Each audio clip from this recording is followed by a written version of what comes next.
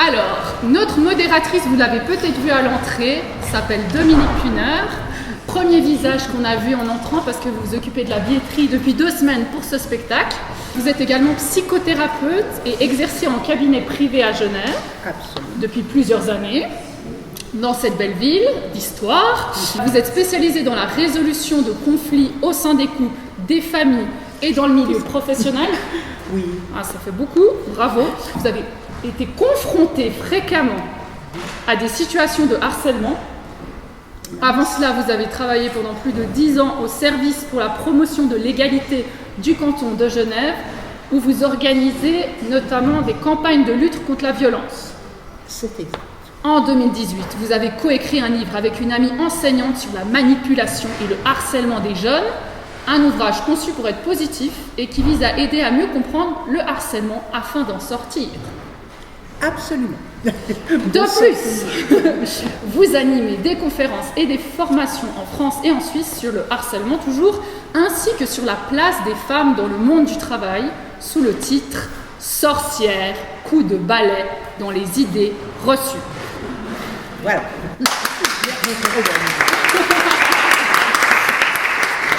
Alors, bonsoir tout le monde, ravi que vous soyez là. Je vais vous présenter nos intervenants de ce soir et puis après on leur posera quelques questions. Donc nous avons Zoé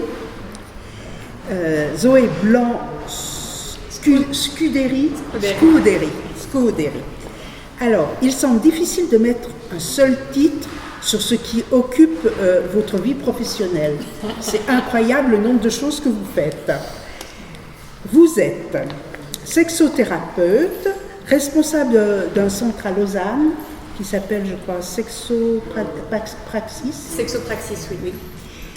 Co-responsable de projet pour les associations Fleur de Pavé et Aspasie.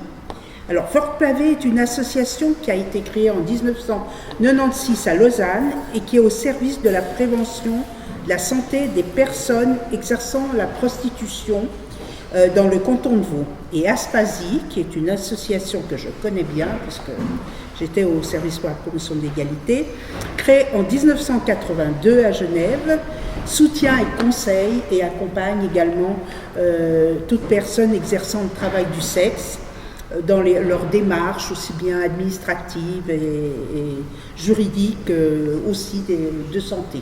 Donc vous intervenez dans les deux lieux? Oui, exactement. J'étais au comité de Fleur de Pavé pendant plusieurs années, et puis pour les 2 associations, je suis chargée de projet. Voilà. Vous êtes aussi comédienne, alors là j'ai une interrogation, à la faculté de biologie et de médecine, mais qu'est-ce qu'on fait d'une comédienne à la faculté? Vous pouvez nous éclairer un petit peu? Oui, tout à fait. En fait, les médecins et les personnes qui font leurs études en sciences infirmières s'entraînent sur moi avant de le faire sur les patients. Donc du coup, je participe à la formation en fait, du personnel soignant pour qu'il puisse être plus efficace directement quand il est au chevet des patients et des patientes. Bravo, je ne savais pas que ça existait, c'est très bien. Un parcours bien rempli. Ça va, ouais, je m'ennuie pas. Mais vous allez voir que nos intervenants sont toutes avec des parcours incroyables. Aurélie? Oui. Aurélie Metz est titulaire d'un master en sciences sociales de l'Université de Genève. Aurélie Netz. Metz. Metz. Ah, Metz, La ville. Non, la ville, je me suis trompée. Mais Netz. Netz, ça va bien aussi. Avec spécialité en anthropologie du corps et de la santé, en études genre et en spiritualité contemporaine. Vous avez tout ça à la fois. Vous cumulez ainsi plusieurs fonctions, dont celle d'anthropologue et d'autrice, puisque vous avez écrit plusieurs livres. Et dans vos livres, vous abordez les questions concernant les manières contemporaines de vivre la spiritualité, c'est ça? Qu'il s'agisse de prière, de quête de sens, de guérison ou de relation à l'invisible. Donc, vous avez tout à fait votre place avec les sorcières que nous évoquons ce soir. Vous êtes accompagnante spirituelle auprès de jeunes placés en institution dans le cadre de l'Église réformée vaudoise, chroniqueuse pour le journal Réforme et formatrice à Cèdre Formation. Vous avez cette belle formule que j'ai reprise parce que je la trouvais très belle. J'enquête pour comprendre comment nous donnons sens à l'existence et transformons notre quotidien grâce à la spiritualité. Avez-vous quelque chose à rajouter à tout ça?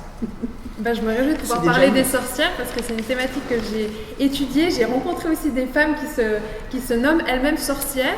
Et donc je me réjouis de pouvoir aborder cette thématique ce soir avec vous. Parfait, nous aussi.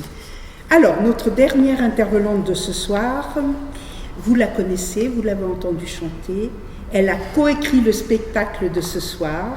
C'est Viviane Uriot, qui est chanteuse lyrique, violoncelliste et compositrice. Vous avez avec Caroline Costa, vous êtes à l'origine de l'association Les Tentes Rouges, oui. créée en 2019, qui s'est créée suite à la grève des femmes. Exact, suite à la grève de 2019. Voilà. Ce sont des cercles de parole pour femmes chrétiennes, mais qui, je crois que ça s'est développé maintenant dans plusieurs cantons et aussi en France, ça commence à prendre forme. Vous êtes enseignante chez Jacques Dalcroze en rythmique et en improvisation instrumentale. Vous êtes aussi engagée dans l'église protestante comme chantre. Et vous êtes actuellement sur un projet qui vous tient à cœur, ça je sais, qui est un opéra qui s'appelle La Dame du Lac, parce que vous pensez qu'il n'y a pas beaucoup de rôles pour les femmes dans l'opéra, et vous essayez. Beaucoup de raisons. Voilà. Vous voyagez, aussi bien pour donner des concerts que pour vous-même, et que vous êtes curieuse de tout, et vous êtes surtout curieuse d'autres cultures musicales d'où vous inspirez quand vous revenez. Merci. Est-ce qu'il y a quelque chose d'autre C'est très bien. Alors, ma première question, elle sera pour vous. Parce que dans l'histoire de nos villages, comme dans notre monde, qui est parcouru de violence, vous avez voulu, avec ce spectacle, quelque part, réhabiliter une mémoire comme celle de Roselette. Mais que souhaitiez-vous de plus que ça? Quel était le but de ce spectacle, au fond? Je pense qu'il y a déjà un but personnel de challenge pour moi-même en tant qu'interprète et en tant que coétrice, de mener un spectacle où si je ne suis pas là, c'est difficilement tenable. Donc je voulais aussi trouver, en tant que chanteuse, dans quel type de rôle j'ai envie d'aller. Donc ça, c'est la réponse très égocentrique de moi, dans mon travail et quelle place j'ai envie de trouver. Mais après, par rapport au sujet de Rolette, je trouve qu'il touche de manière vraiment puissante les femmes dans toutes les cultures que j'ai rencontrées par rapport à cette question du respect du corps et de qu'est-ce qu'on fait quand on ne nous respecte pas et que quand on se défend, en fait c'est pire parce que finalement Rolette elle se fait violer et ensuite tout ce qui lui arrive après c'est bien pire après qu'elle dénonce le viol dans l'église. Et puis je trouvais très beau de raconter cette histoire avec une pasteure qui est confrontée aux questions de la violence, de l'origine du mal au quotidien dans son travail, parce qu'elle accompagne des gens en deuil, en mariage, des gens qui perdent leur enfant, des gens qui vivent des choses terribles. Et moi, en tant qu'artiste, je trouve que ça fait du sens de amener ces drames, mais en transformant le message pour qu'il soit accessible, pour qu'un maximum de personnes puissent entendre ce que c'est que le parcours d'une femme qui a été tuée parce qu'on pensait qu'elle était une sorcière et pour plein d'autres raisons. Mais je pense que je vais parler 10 minutes si vous ne m'arrêtez pas, donc je m'arrête ici. D'accord. Alors, j'aimerais savoir pour Zo et comme pour vous, Aurélie, qu'est-ce que c'est être une sorcière? Comment est-ce que vous sentez ça? Parce que dire « je suis une sorcière », c'est un côté un peu magique, c'est un joli côté comme ça. Et puis, à la fois, c'est une revendication en tant que femme, mais c'est aussi, nous disait une autre intervenante lors d'une table ronde, c'est aussi une façon d'insulter. On a vu ce qui s'était passé en France avec Madame Schiappa, qui était donc à l'époque ministre, et où on a tagué en gros sur les murs brûle sorcière, justement, Schiappa au bûcher, brûle sorcière. Donc ça peut aussi être transformé comme ça. Alors pour vous deux, qu'est-ce que c'est être sorcière? Qu'est-ce que c'est une sorcière? Je pense qu'il y a la notion vraiment de dissidence. Le fait de sortir du cadre, de sortir du rôle qui est imposé socialement parlant.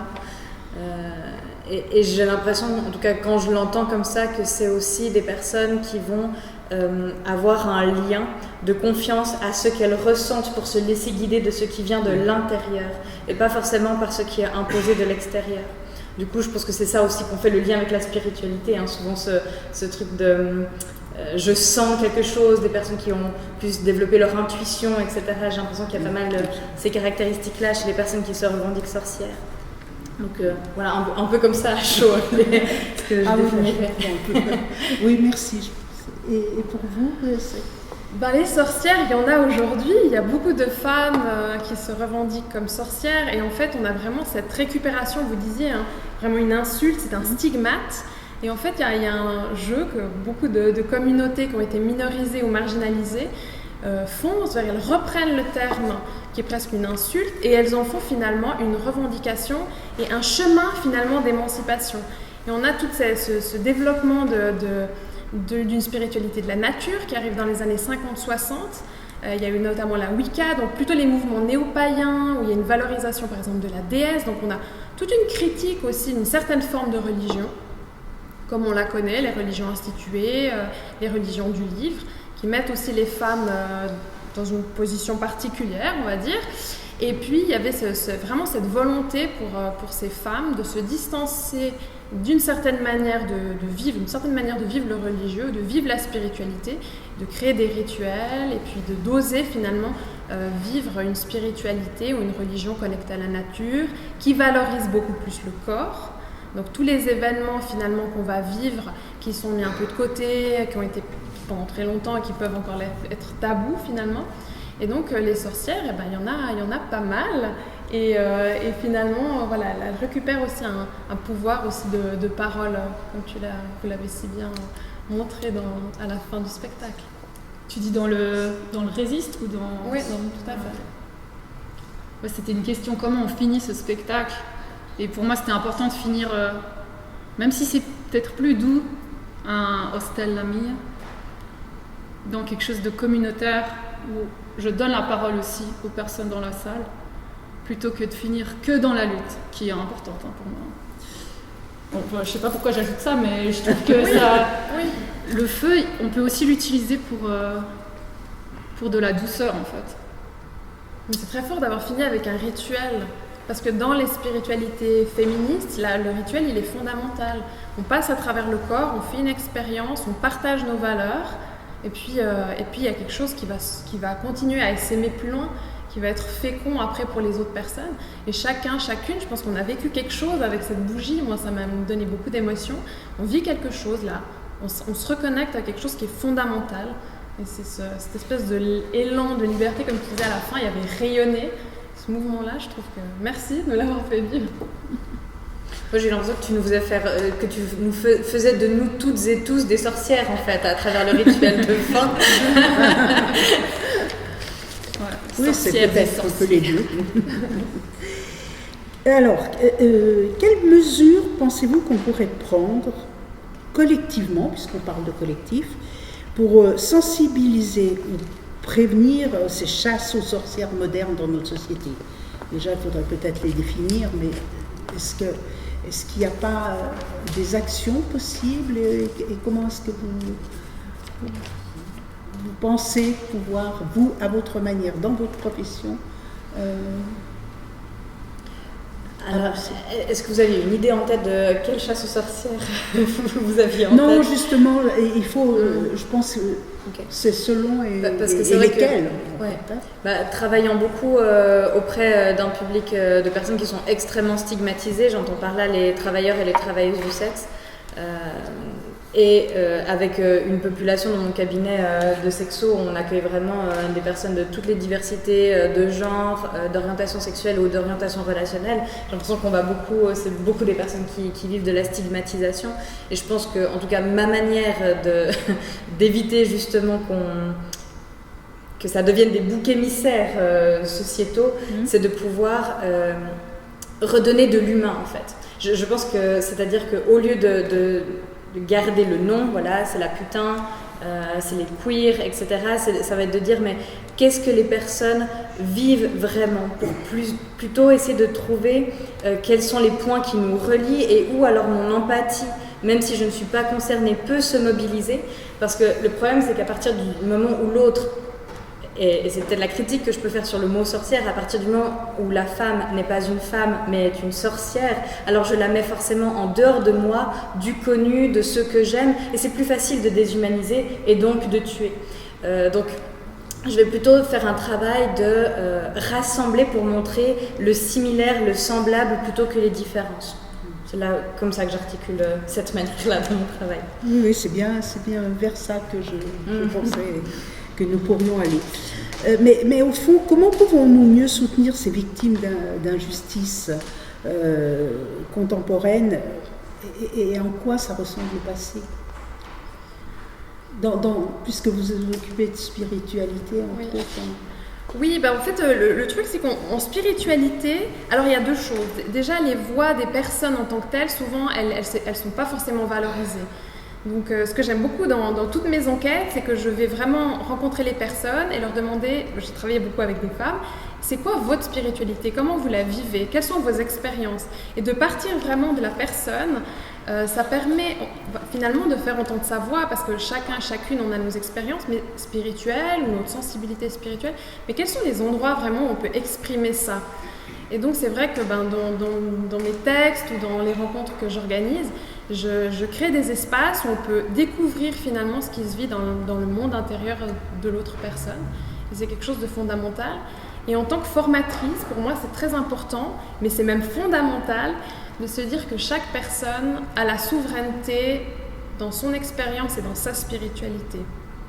C'est vrai qu'on a une construction religieuse qui est souvent plutôt verticale. Donc il y avait plutôt la caste des personnes qui savent et qui font les rituels et qui vont définir ce qui est juste ou ce qui n'est pas juste, ce qui existe, ce qui n'existe pas, les bonnes divinités, les pas bonnes divinités, qu'est-ce qu'il faut faire ou pas. Donc il y avait quelque chose de très vertical comme ça, un peu chape de plomb.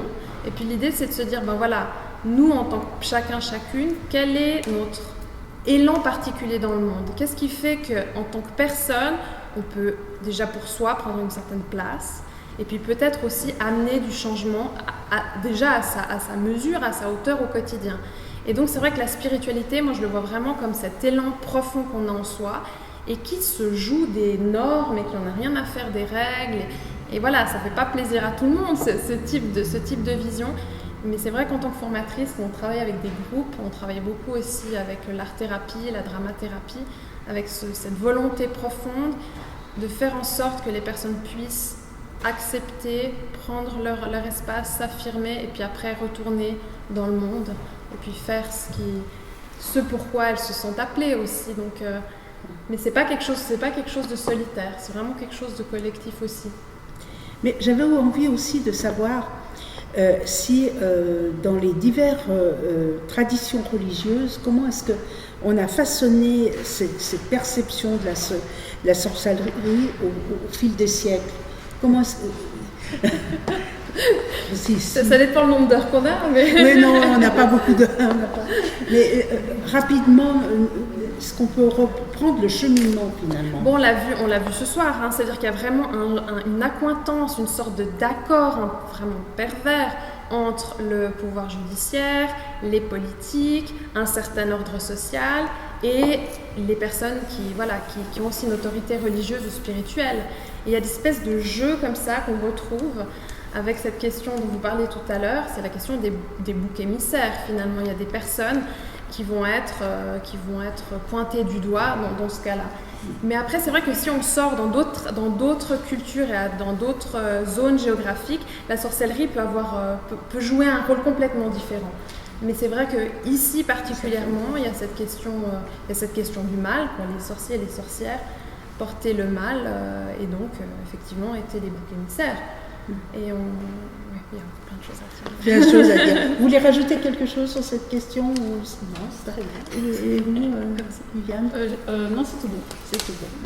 Très bien. Alors, vous avez un petit peu répondu, c'est-à-dire comment la culture et l'art peuvent-ils jouer un rôle dans cette mise en lumière de ces injustices actuelles. Est-ce que ce n'est pas aussi un moyen de transmettre? On l'a vu ce soir. Est-ce qu'il y a d'autres moyens? Donc vous avez parlé de l'art-thérapie et des choses comme ça. Est-ce que vous voulez dire quelque chose de plus là-dessus? Est-ce que... vous dites par rapport au fait d'accompagner les victimes de violences sexuelles? Oui, ou dénoncer, faire un peu ce qui a été fait ce soir avec... Oui. Où il y a à la fois un spectacle et donc un plaisir de venir voir un spectacle et qui finalement touche et permet de transmettre un message qui est différent. C'est un peu le rôle de l'art. Et est-ce que quelque part il y a d'autres moyens et est-ce que vous utilisez ça dans vos divers métiers puisque vous êtes comédienne? En tout cas, je trouve que ce qui a été fait ce soir, je trouve que c'est particulièrement fort et on est obligé du coup de se positionner. C'est quand Viviane demande à l'Assemblée de dire voilà, personne dit non en fait à ce que je l'enferme pendant 11 ans. Et à partir de ce moment-là, toutes et tous ici assises, on est obligé de se dire mais moi si j'étais exactement à cette place il y a 500 ans, j'aurais fait quoi? Est-ce que j'aurais dit quelque chose ou pas? Qu'est-ce que je dis? Et là maintenant, parce que là aussi on se dit moi je viens voir un spectacle, je suis pas censée parler, ça me concerne pas. Et en même temps on s'est tu, toutes et tous. Parce qu'on avait peur peut-être de lever le doigt et de déranger et de participer à un spectacle qui n'était pas le nôtre. Mais finalement c'est peut-être ce que les gens aussi ont vécu à cette Bien époque. sûr, très certainement.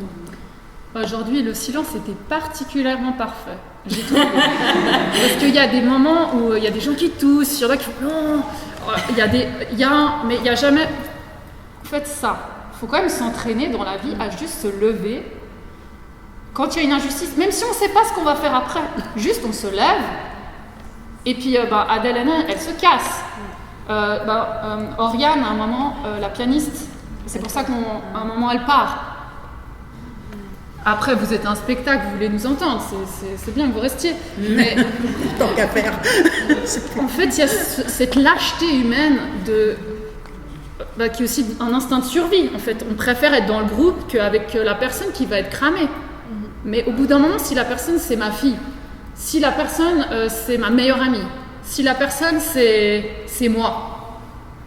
Enfin, pour moi, il y a besoin de courage et c'est aussi pour ça que je trouve très beau de faire ça dans une église parce que au final, Jésus, c'était un type qui a été pris comme bouc émissaire aussi et qui défendait les femmes, qui préférait les femmes que les hommes. Hein.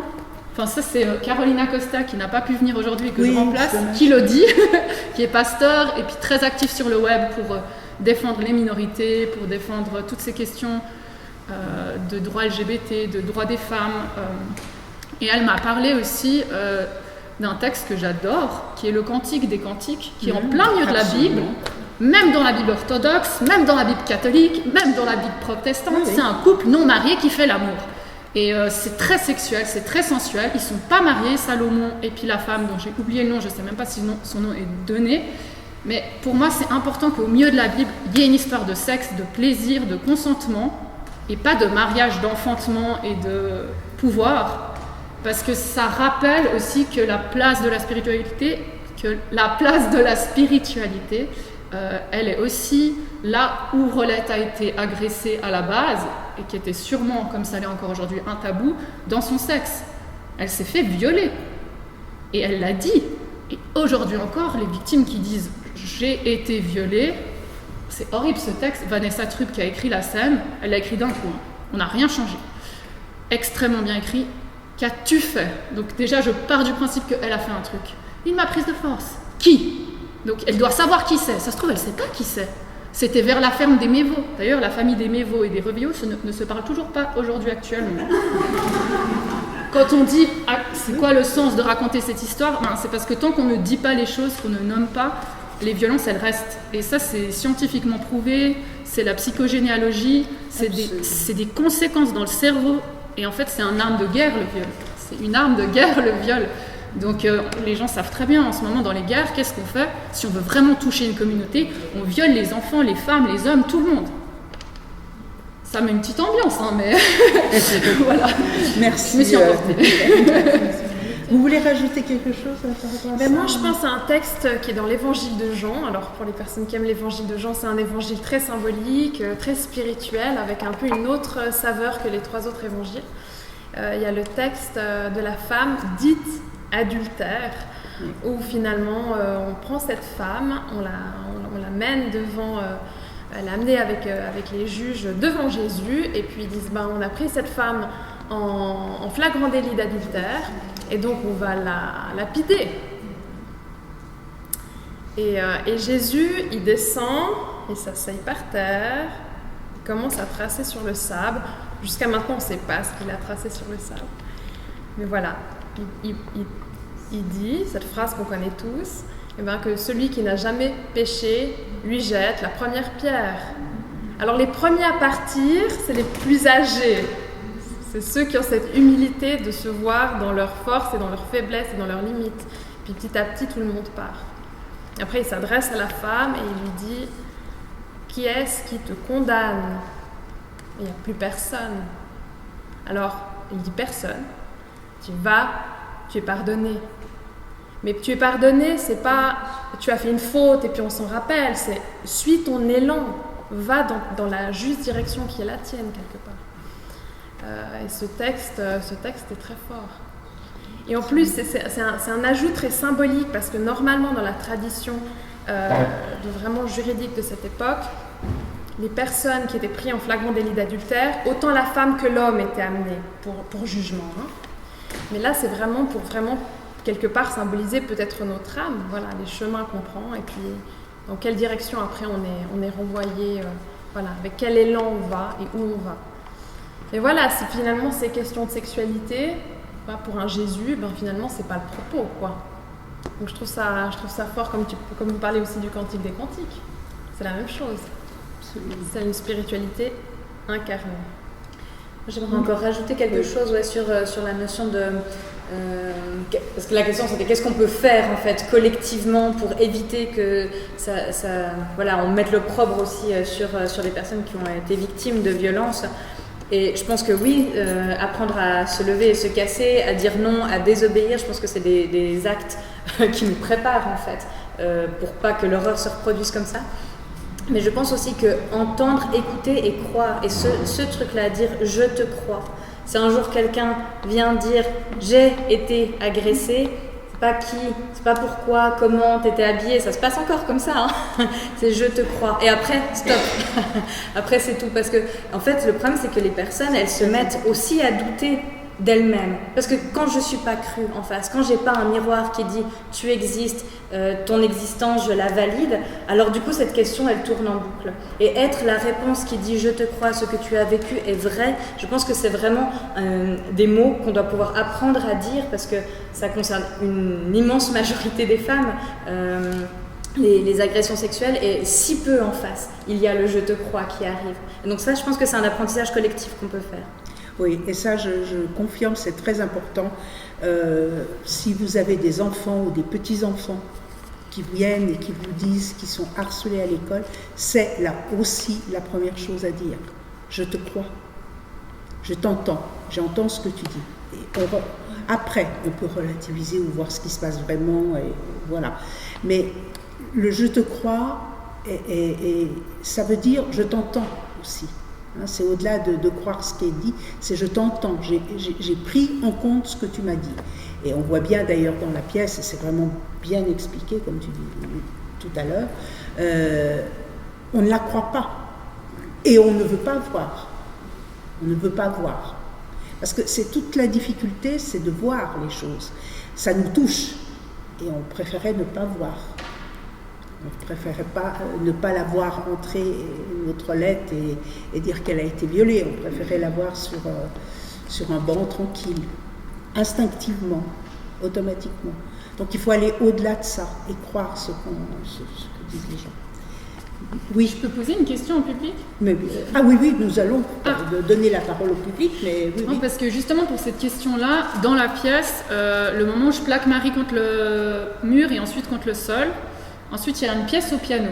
Qu'est-ce que vous vous imaginiez pendant le piano? Parce qu'elle part et moi je reste ici, avant qu'elle arrive. Est-ce que... on n'a pas donné de réponse. On a mis la musique à ce moment-là. Est-ce que quelqu'un est d'accord de me dire ce que vous avez... Donc la question, c'est de savoir, est-ce que vous comprenez tout de suite ce qui est en train de se passer, ou est-ce que vous avez... Oui? Moi, avant qu'elle parte, je pensais que ça allait... Quand elle est partie, je savais plus tout à l'heure, je ne sais pas ce qui s'est passé. Mais pour moi, c'est évident. Oui, ça m'a traversé. Claire aussi. Et puis la musique elle met vraiment l'accent. La puissance de la musique fait comprendre absolument. Oui. Absolument. Soumission absolue. Oui. Ah, ça. Ouais, elle disait Vanessa, parce que j'avais fait cette choré avec Vanessa Trub qui jouait Rolette en 2024, quand on l'avait fait au temple de Jussie, là où les faits se sont déroulés. Elle disait c'est l'anéantissement. Vanessa disait que c'était l'anéantissement, ce geste. Mais après, chaque personne, ça vous appartient, hein, c'est ça l'art. L'autre est réduit au mal dont on l'accuse. Elle n'a plus rien. Elle n'est que le mal. C'est ça qui est quand même extrêmement fort. Et c'est tout ce processus de projeter le mal sur ton être. Et j'écoutais Michel Borel, l'historien de toutes ces questions de viol, de sorcières, de sorcellerie. Il dit c'est toujours dans des périodes de crise, de famine, de peste, ça sort, d'ailleurs on le dit par moment, que l'on cherche quelqu'un à accuser, enfin une source du mal. Sorcière, source, c'est aussi la même racine. On cherche la source du mal et on la projette sur une seule personne. Et ma question, c'est qu'on continue à le faire sur bien les personnes actuellement, et c'est la question qu'on a à se poser. Absolument, on a eu l'actualité nous a parlé de ça récemment, hein, avec une vraie chasse aux sorcières, je crois que c'est en Tchétchénie, où ils arrêtent les femmes et font des procès en sorcellerie. Donc c'est quelque chose qui revient, qui est actuel. Hein, on a toujours l'impression que c'est en 1626 qu'elle est brûlée, mais en réalité, plusieurs siècles plus tard... J'ai mis la date. Plusieurs siècles plus tard, c'est toujours comme ça. Est-ce qu'il y a d'autres questions à ce stade de la discussion? Oui, monsieur? Et puis je donnerai... Moi, je pense que dans les réseaux sociaux, c'est aussi ce qui se passe. Oui. Tout un groupe de personnes sont accusées, une personne, je sais pas qui. Oui, c'est le cyberharcèlement, absolument. Absolument. Et c'est très, très destructeur parce que ça va très vite et c'est des proportions qui sont énormes. Si vous avez Instagram, allez voir parce qu'on a eu 3 mecs qui ont envoyé des incitations à la violence, incitations sur la pub de Brûle Sorcière. Donc le lien il est à l'entrée, hein. Vous pouvez aller voir. Et... moi je réponds pas, je laisse. Hein, mais même pour une pub de spectacle. Vous avez eu des messages oui, d'incitation à la violence. Oui, ouais. Qu'il fallait me frapper. L'autre c'était ta gueule misandre. Et l'autre, cette misandre. Ouais, le mot misandre qui revient. Bon, c'est fort. Il y avait une autre question de ce côté, oui. Si. Par rapport au parle du viol qui connaît plus moi, ça me donne pourquoi, parce que c'est parce que aux États-Unis avec les fameux fichiers avec Epstein et compagnie, parce que tout le monde dirait qu'il faut sortir des listes, mais en fait, les victimes, elles ont déjà parlé, mais les gens, ils les écoutent pas. Elles les écoutent pas, parce que c'est des femmes, c'était des enfants à l'époque, c'est des femmes, et ils ne les écoutent pas. Ils veulent que ce soit vraiment un homme qui est, que ce soit marqué, que ce soit un homme qui est noté les noms des gens, mais elles ont déjà tout dit. Oui, je dirais même, ils n'entendent pas. C'est une notion qui est très différente. Hein. C'est vraiment cette notion de mettre une barrière pour ne pas entendre, parce que c'est dérangeant, parce que voilà, on ne veut pas que ça perturbe et ça remet souvent beaucoup trop de choses en question. Hein. Donc c'est pour ça que je voulais réagir aussi sur le fait, vous parliez tout à l'heure de lâcheté. Il me semble que c'est pas seulement la lâcheté, c'est aussi, et c'est ça qui est très difficile, aussi bien du temps de Rolette qu'à notre époque, c'est de lier, d'avoir son propre jugement et d'essayer de ne pas rentrer dans quelque chose qui est commun et qui est facile. Ça rejoint un peu ce que vous étiez en train de dire. D'autres interventions ou... Il y a la jalousie qui joue un grand rôle, parce qu'on a fait une émission sur Axel, et disait que les gens qui venaient pour faire des procès, ils arrivaient à la délation. Et la délation, c'était un moyen pour tous les gens de se défouler sur les gens qui ne connaissaient pas. Donc, on allait les accuser de sorcellerie. C'est la notion de mal dont on parlait tout à l'heure. Ça me fait penser à l'anthropologue Jeanne Favre-Saada qui est allée étudier la sorcellerie dans le bocage français dans les années 70. Donc elle prend armes et bagages, ses gamins, son mari et tout le monde va vivre dans le bocage pour faire son étude doctorale. Et puis elle réalise très vite que beaucoup de personnes estiment qu'ils reçoivent des malédictions de la part de sorciers et de sorcières. Et ensuite ils vont chez des personnes spécialisées pour lever le mal, donc pour enlever la malédiction. Mais par contre, elle trouve personne qui se déclare comme sorcier ou sorcière. Et en fait, elle analyse, je trouve que c'est super pertinent aussi pour ce qu'a vécu Rolette, c'est que finalement, les personnes, il y a beaucoup de violence intrafamiliale dans les zones, dans la campagne, parce que qui est-ce qui va hériter de telle terre? Il y a l'aîné qui a reçu, il n'y a pas le cadet, il y a toutes sortes d'enjeux économiques à l'intérieur des familles élargies. Mais comme c'est tellement dur à gérer cette violence intrafamiliale, on va dire c'est le voisin. Et donc après, la personne qui va faire le rituel pour enlever la malédiction, la première question c'est qui est-ce qui vous a fait envoyer cette malédiction? Qui est-ce qui a fait tuer, mourir vos chevaux ou vos bêtes? Et en fait, en nommant les personnes potentielles, on évacue finalement la violence intrafamiliale, on la sort plus loin. Et ça permet finalement de garder une sorte de statu quo, hein, comme on en parlait tout à l'heure, et en adressant des boucs émissaires. Parce que même dans les années 70 en France, il y avait des animaux qui mouraient, on se disait mais c'est lié à quoi? Donc finalement il y a toujours cette question du mal, et pour cette de la connaissance. C'est vraiment un point nodal, et du coup c'est vrai que ça nous amène aussi nous à nous poser la question comment on gère les rapports de force dans notre groupe d'appartenance, dans notre famille, dans notre lieu de travail, dans notre lieu associatif, et qui sont les boucs émissaires et quelles sont les dynamiques, on parlait de harcèlement, mais quelles sont les dynamiques un peu souterraines qu'on peut vivre ou qu'on peut observer. Et donc ça, je pense que ça fait aussi partie des choses qu'on peut faire de manière collective. Absolument, avoir conscience de... Alors moi j'ai envie de poser une question qui est peut-être un peu plus positive, on va dire. Hein.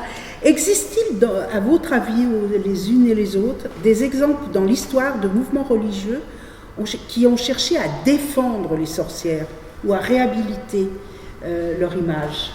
Alors aujourd'hui, mais aussi dans le temps ancien, parce que là, c'est quand même tout le monde qui était contre cette pauvre lettre. Et est-ce qu'il y existait dans le temps des mouvements? Est-ce que vous savez? Est-ce que quelqu'un sait ça? Historiquement, vous ne pensez pas. Historiquement, il y avait des théologiens qui étaient contre la chasse aux sorcières, hein, parce que c'était vraiment une démarche qui était aussi judiciaire. Mais il y avait des théologiens qui étaient opposés à cette idée, qui estimaient que c'était des histoires, c'était pas réel, l'implication du diable. Donc c'est vrai qu'il y a eu différentes sensibilités, mais comme le pouvoir établit vraiment, en fait, les personnes, on parle de Jacques Favre, là, ce nouveau châtelain, qui a un pouvoir, qui reçoit cette capacité de juger, finalement de tuer. Il gagne en fait une sorte il reçoit ce pouvoir, Et comme il y a beaucoup de, de compétition entre les différents lieux et les différentes instances de pouvoir, recevoir la capacité de mettre à mort, il faut l'utiliser. Parce que ça montre aussi, ça assoit la puissance. Donc c'est quelque chose aussi de, cette dimension finalement de carrière, je sais pas comment on peut dire ça. Je pense que Jacques Fabre, il a aussi choisi les biens qui ont été confisqués à Rolette, à qui ils allaient être donnés. Dans cette période où on avait besoin d'argent, de terre. Donc c'est lui aussi qui gère cette richesse de cette femme qui avait un métier, qui était indépendante. Donc il a tout pouvoir en fait sur ses biens. C'est la cerise sur le gâteau. Hein. Après, encore une fois, je pense qu'il faut se questionner sur ça veut dire quoi sorcière, parce que j'ai l'impression que des personnes guérisseuses, des médiums, des personnes qui interagissent avec l'invisible dans plusieurs cultures, alors je ne connais pas les mouvements religieux aussi bien que vous, mais je pense à des cultures plus proches de la Terre. Alors en Amérique on a les Amérindiens, mais ailleurs encore on va même transmettre en fait des connaissances, des plantes, de la guérison, et même dans nos campagnes en fait c'était déjà des transmissions qui étaient faites. Et c'est pour ça que je trouve que c'est cet enjeu de c'est quoi qui est défini comme sorcière, mais je ne sais pas si vous, avec votre... Alors, ce que vous dites est très bien, est une excellente transition, parce que en effet, cette chasse, dans la chasse aux sorcières, il y a eu aussi ça beaucoup. C'est-à-dire que le pouvoir d'exercer la médecine était aux femmes. Les sages-femmes ont pas mal été accusées de sorcellerie, mais c'était celles qui savaient soigner aussi. Elles savaient soigner et avec les plantes. Et lorsque la médecine a commencé doucement à se moderniser, entre guillemets, elle était réservée qu'aux hommes et il fallait supprimer ces femmes qui finalement avaient plus de pouvoir que c'est encore une question de pouvoir. C'est ce qu'on était en train de discuter avant. Et que ces femmes-là. Donc ça a été aussi une des raisons de chasse aux sorcières. Est-ce qu'il y a des questions? Est-ce que vous voulez qu'on aborde un sujet particulier ou... Oui, madame. Une question. Est-ce que le regard qu'on posait sur les sorciers hommes était différent que le regard qu'on posait sur les sorcières? En fait, ce qui dit aussi le spécialiste que vous avez cité avant, c'est que les sorciers, c'était des hommes juste qui défendaient ces femmes. Donc c'est des victimes collatérales, mais à la base on vise les femmes. Et puis si jamais il y a le frère de machin qui se lève, ok, sorcier. Mais c'était vraiment pas la cible première, les sorciers. D'après. Mais ils n'avaient pas non plus la même fonction. Les sorciers, en fait, c'était des personnes qui avaient des sorts. Et le sort était autre chose, était des formes comment on va dire ça, on achetait un sort, voilà. Donc c'était quelque chose de beaucoup plus commercial, et puis c'était des gens qui passaient de ville en ville, donc beaucoup plus compliqué à cibler. Hein, c'était pas le même... Mais est-ce qu'il y a aussi la notion de, ce que j'entends beaucoup, c'est l'accusation d'avoir forniqué avec le diable. C'est aussi une femme qui ne s'est pas remariée, qui était seule et donc possiblement libre. Et je me demande aussi si punir les femmes de l'utilisation qu'elles font de leur sexualité, genre c'est pas nouveau. Et je me demande si c'était aussi pour ça que les sorcières, c'était majoritairement des femmes, c'est parce que c'était en fait majoritairement des accusations d'émancipation sexuelle d'une certaine manière. C'est intéressant parce que normalement, au bout d'un an, à l'époque, chez les protestants, hommes comme femmes, il fallait se remarier. C'était vraiment mal vu, au bout d'un an, de ne pas se remarier. Et pour les femmes encore plus, parce qu'elle a connu le sexe, Rolette. Et ensuite, elle reste sans un homme. Mais c'est pas logique. En plus, elle a un métier, donc elle n'a même pas besoin d'un homme pour vivre. Mais c'est bizarre, non? Enfin, comment? Si elle y arrive, ma femme, elle peut peut-être y arriver, hein. Quand je la frappe un peu trop fort, elle va peut-être divorcer. Non, surtout pas. Enfin, voilà, c'est aussi ça. Peut-être, c'est ma réponse. D'autres questions? Oui, madame. C'est pas une question, moi je dis qu'à l'époque, les gens étaient quand même aussi sur un climat de peur, bien sûr. Parce qu'avec l'église, l'excommunication, tout ça, bien sûr. On est arrivé c'était pas la sorcellerie, mais le Covid-19, il a provoqué à peu près un délire Non, la peur est à l'origine d'énormément de choses.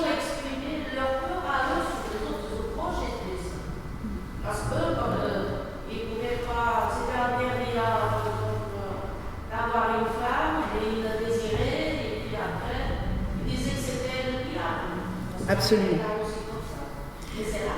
Absolument. La peur est à l'origine de beaucoup de choses. Vous parliez tout à l'heure de la jalousie.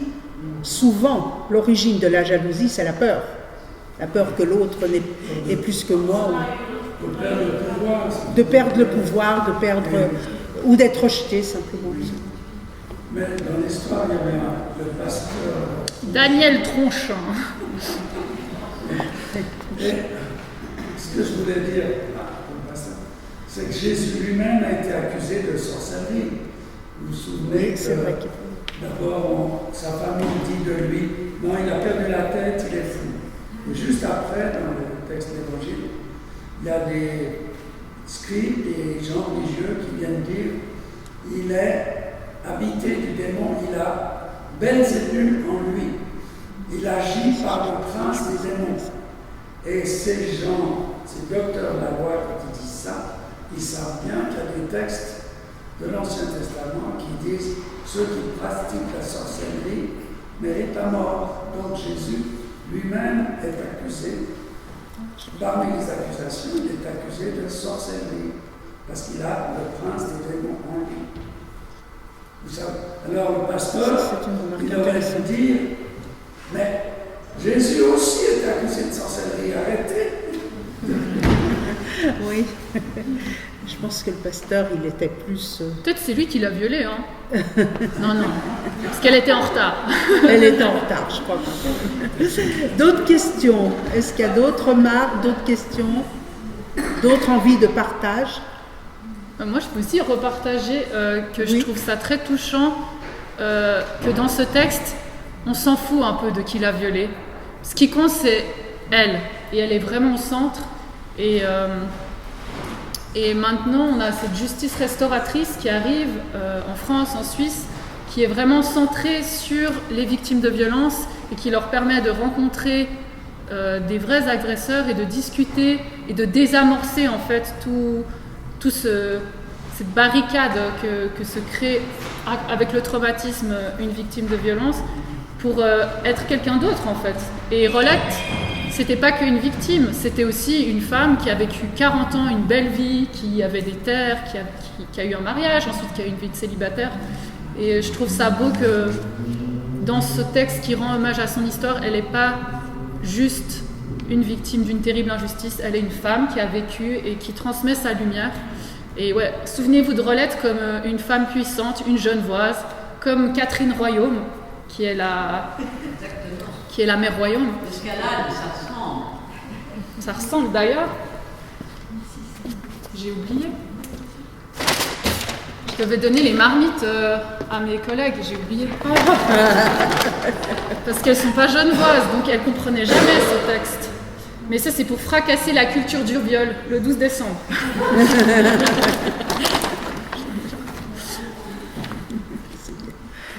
Voilà. Est-ce qu'il y a d'autres interventions? La question du secret. Oui. J'aimerais.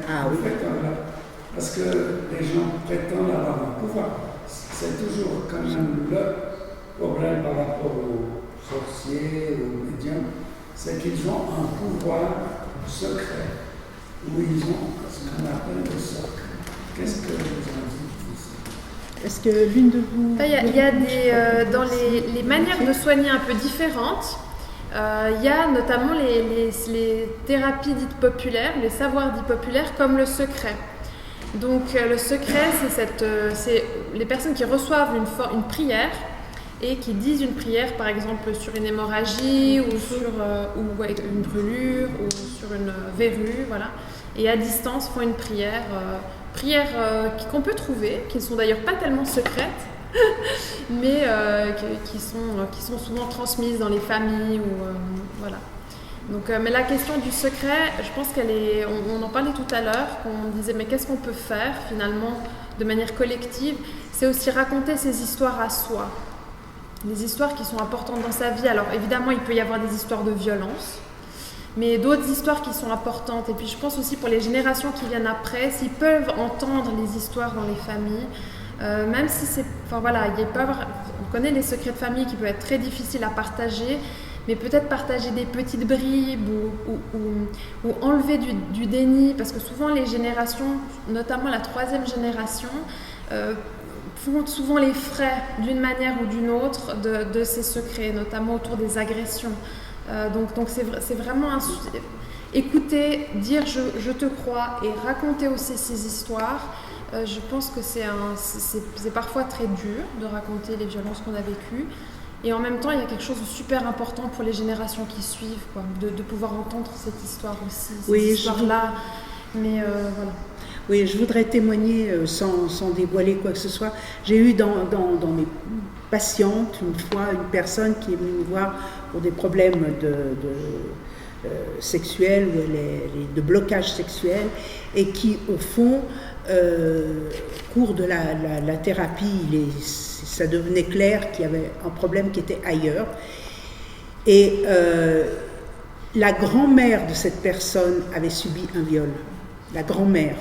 Et ça ne se savait pas, mais la manière d'éduquer ou de vivre s'est transmise de génération jusqu'à elle.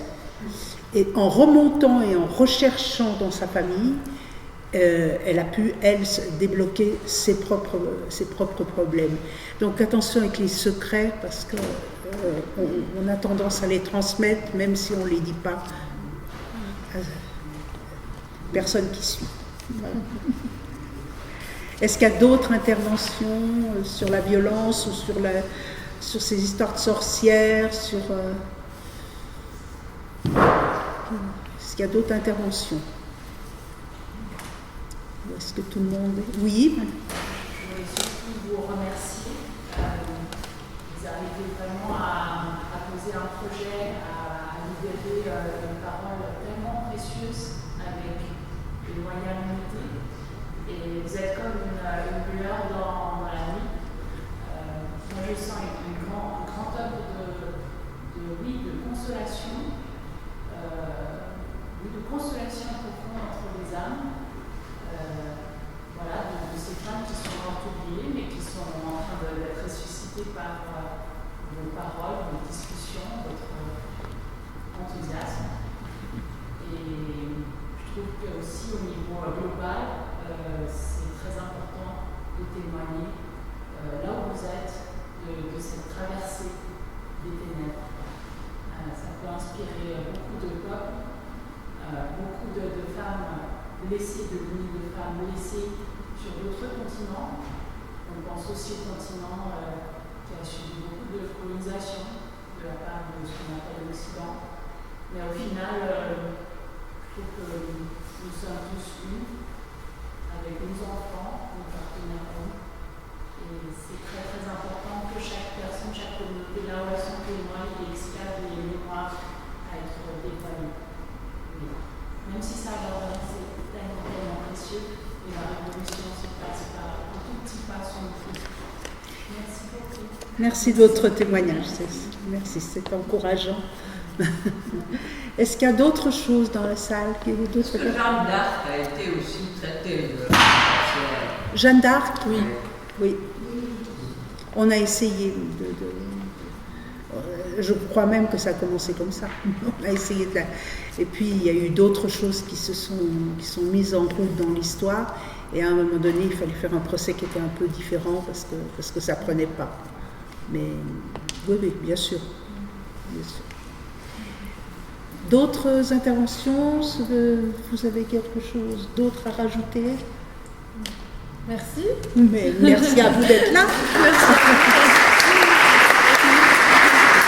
Très bonne soirée à tout le monde. Et puis, belle fête de l'escalade quand même. Et c'est une Savoyarde qui vous le dit. Merci. Je souffle la bougie de Rolette, mais elle ne s'éteint pas, elle change de forme. Brûle dans nos cœurs. Voilà.